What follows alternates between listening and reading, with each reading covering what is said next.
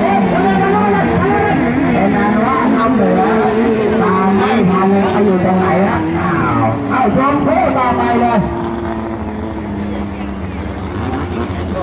เอาละครับตอนนี้ก็รอบสองนะครับรอบสองนะครับพยักร้าย3-4